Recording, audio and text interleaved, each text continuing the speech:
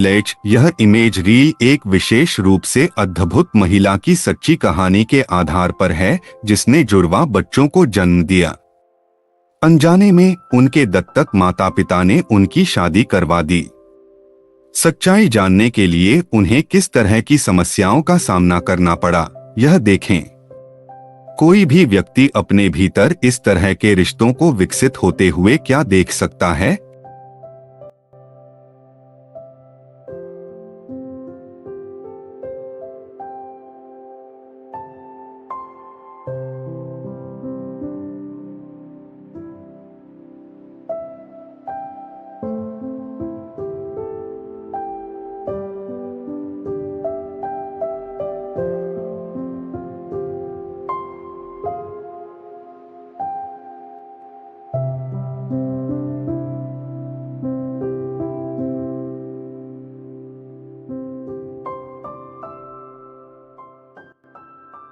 चौथे काल में एक उल्लेखनीय सुंदर युवती ने एक राज्य में शाही और सेठ परिवारों सहित उच्च वर्ग के अभिजात वर्ग का मनोरंजन करके आजीविका अर्जित करती थी।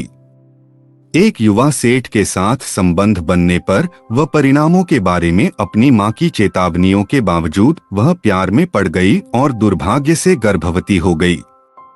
उसकी मां ने उसे बच्चे को जन्म न देने की सलाह दी, क्योंकि उसे डर था कि इससे उसकी सुंदरता और बच्चे के प्रति स्नेह से प्रभावित होगा। हालांकि उसने गर्भावस्था को बनाए रखने का फैसला किया और नवजात शिशु को नदी में बहाने का वादा किया। उसने जुड़वा बच्चों को जन्म दिया, एक लड़का और एक लड़की। अपने वादे के अनुसार वो टोकरियां सजाईं और उनके इच्छित नामों के साथ 2 समान हार बनाए। उसने बहुत सावधानी से प्रत्येक बच्चे को एक अलग अलग टोकरी में रखा, हार पहनाया और आंसू बहाते हुए उन्हें उनके अनिश्चित भाग्य पर छोड़कर विदा किया। दोनों टोकरियां नदी की धारा के साथ बह रही थीं और अगली सुबह ये टोकरियां एक शहर के नदी के तट पर लगी। 2 मित्र सेठ प्रतिदिन नदी तट पर सुबह की सैर के लिए आते थे और नदी तट पर 2 सुंदर टोकरियां देखीं। बच्चों को देखकर उन्होंने प्रत्येक को गोद ले लिया। दोनों सेठों ने बिना किसी चिंता के एक बच्चे को गोद लिया, क्योंकि उनके कोई बच्चा नहीं था। वे उन्हें पाकर बहुत प्रसन्न थे। समय के साथ वे युवा हो गए और दोनों सेठों ने एक पल के लिए सोचा कि वे अपने बच्चों की एक दूसरे से शादी कर दें। इससे दोस्ती एक रिश्ते में बदल जाएगी। समय के साथ उन्होंने एक शुभ तिथि पर शादी कर दी। साथ रहते हुए कोई वैवाहिक संबंध विकसित नहीं हुआ और न भावनाएं बनी। अब उनके रिश्ते के निर्माण में मोड़ देखें। दिलचस्प बात यह है कि उन्होंने डिफॉल्ट रूप से शादी की। इस तरह वास्तव में दोनों के 2 रिश्ते बन गए। मसलन लड़के की पत्नी के साथ साथ बहन भी थी, जबकि लड़की का पति के साथ साथ भाई भी था। इस तरह का रिश्ता बहुत कम देखने को मिलता है। आजकल कहा जाता है कि इस तरह की शादी का चलन बढ़ गया है। हालांकि दोनों के मन में नौका विहार करते समय डिफॉल्ट विवाह का विचार तब आया जब पत्नी का हार नाव पर गिर गया और उसके पति ने उसे उठा लिया। वह यह देखकर हैरान रह गया कि उसके पास जो हार था उससे काफी मिलता जुलता था। दोनों ने तुलना की और समानताएं पाईं। उनकी 3 प्रतिक्रियाएं थीं। क्या हम भाई बहन हो सकते हैं? हमारे चेहरे और प्रतिबिंब भी एक जैसे दिखते हैं। रिश्ते की कभी इच्छा नहीं हुई। ऐसा सोचने पर उन्होंने अपने माता पिता से वास्तविकता जानने के लिए पूछा। उनके कथन से वे अपने माता पिता द्वारा की गई गलती से बहुत नाराज थे। हताशा के कारण उन्हें अलग अलग रहना पड़ा। पति घर छोड़कर दूसरे शहर चला गया।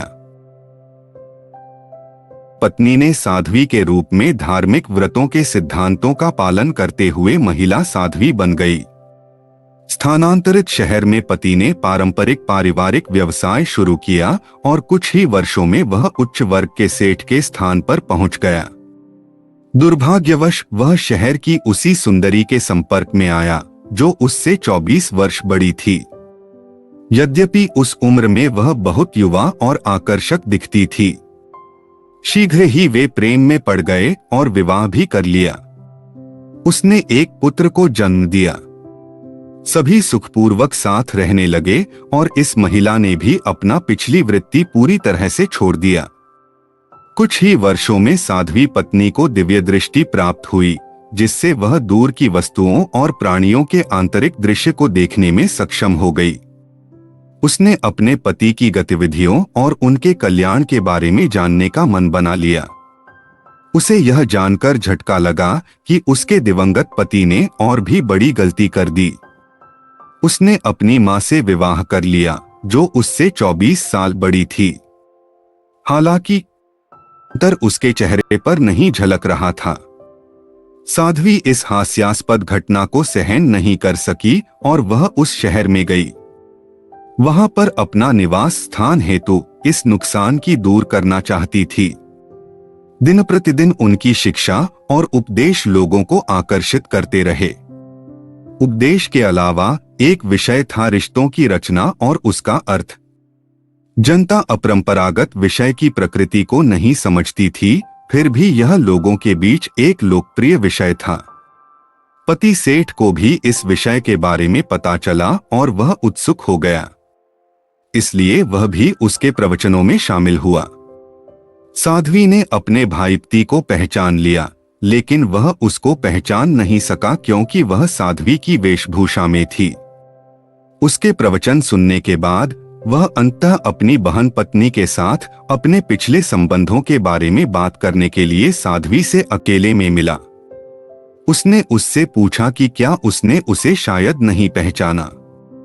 इस सवाल के साथ उसने तुरंत उसे पहचान लिया और फिर उसने उसे एक और अनिश्चित आपदा के बारे में बताया। अतीत की हताशा ने उसे मुनि बनने के लिए दीक्षा लेने के लिए मजबूर कर दिया। पूरा परिवार मुसीबत में पड़ गया और बिखर गया। मां चुप थी और उसे कुछ भी समझ में नहीं आ रहा था वह क्या करे। एक ही उम्र के सगे भाई बहन के बीच एक अनोखी और असामान्य शादी हुई, जिसे पारंपरिक मानदंडों के खिलाफ जाकर कट्टरता और ऐतिहासिक विचित्रता का प्रतिबिंब माना जा सकता है। यह घटना आने में घटित हुई। इसके बावजूद स्थिति और जटिल हो गई। ऐसा लगता है कि किसी उच्च शक्ति के नियंत्रण से परे है। दिलचस्प बात यह है कि इस तरह की घटना से 16 तरह के रिश्ते बन सकते हैं। आइए रिश्तों की संभावना का विश्लेषण और अन्वेषण करें। सगे भाई बहन ने गलती से शादी कर ली, जिसके परिणामस्वरूप 4 रिश्ते बने। बहन, भाई, पति, पत्नी, भाई। अब पति ने एक बड़ी उम्र की महिला से शादी की, जो उसकी पत्नी की मां थी। इससे 8 अतिरिक्त रिश्ते बने। बहन, भाई, पति, पत्नी, पिता, मां, सहपत्नी। सौतेला पितामह ने एक बेटे को जन्म दिया, जो काफी छोटा था।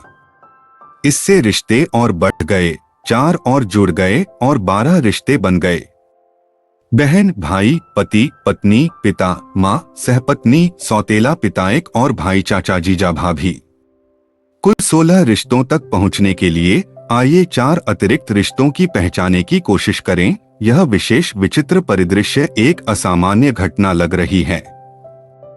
ऐसा अतीत में भी हुआ है और आगे भी घटित होगा।